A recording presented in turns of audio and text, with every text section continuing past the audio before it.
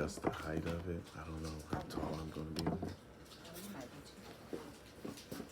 I can see it. Oh, you're good. Good? Good, yep. All right. So thanks for coming. My name's Stephen Williams, and this assignment for my class. So, where do I start? Okay, so last week on Tuesday, I went to lay down just like I do any other night. In a blink of an eye, I was transformed into a whole new world, a place I had never seen before. It was dark, and I couldn't see, and it was unfamiliar territory. I was seemingly standing still, but like on a conveyor belt, I was moving closer and closer to an individual I could make out in the distance. As I got closer and closer, I realized he was just like me. His figure, his build, and his complexion, all the same, but he was different. He had gang insignia all over his neck and bandanas on his head. Unwillingly, I tried to turn around, but this conveyor belt moved me closer and closer to this person. By the time I was next to him, I realized we weren't alone. There were 50 other gentlemen just like him, all wearing bandanas. The fear I experienced, I can't explain. Deep within my heart, I knew I was in trouble as they held their guns to the sky. I didn't know what to do. I don't know what happened. Maybe I choked in the middle of snoring, but I woke up next to my wife, thankfully. Sadly, though, 20 years ago, as I attended Mohawk Middle School, this was a reality for me, just like so many other children. But at Mohawk, thankfully, I got to know some of these gentlemen, and they were people just like me. They just needed some help and maybe some education, maybe some love. So, I'll go on to talk about the man of the hour. His name is Stanley Williams.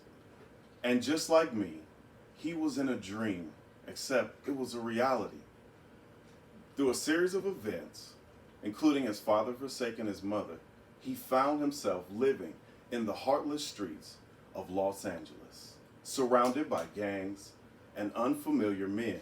Tookie, as he states, had to decide whether he was going to be predator or prey, a choice that he says wasn't so hard at all.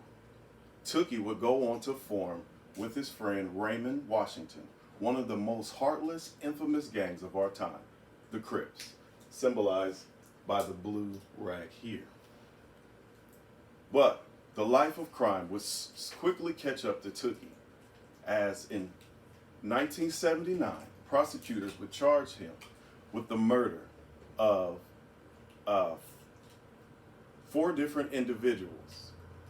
Tookie claims he did not do it, but says there were plenty other crimes he did do, and this was karma for all the things that he did do.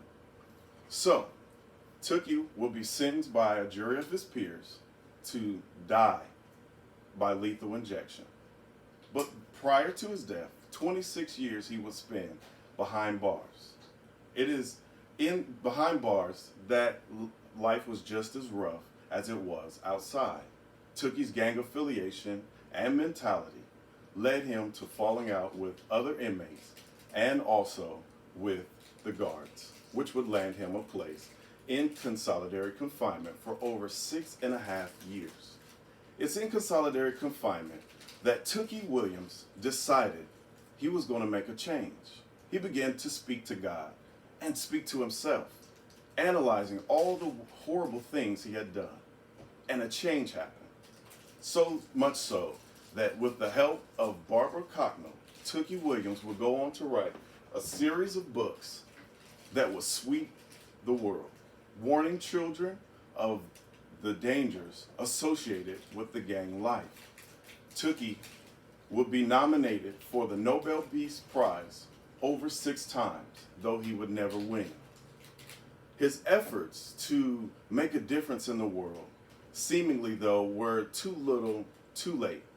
And Tookie, on December 13th of 2005, would be sentenced to death by lethal injection. In conclusion, I say this. The life that Tookie lived sends a message loud and clear to us today. Firstly, that life of gangs and crime doesn't pay, and eventually will catch up with you in the end. And secondly, maybe even so more importantly, that redemption is available to all of us, and especially to the worst of us. Thank you. Well, that's really good.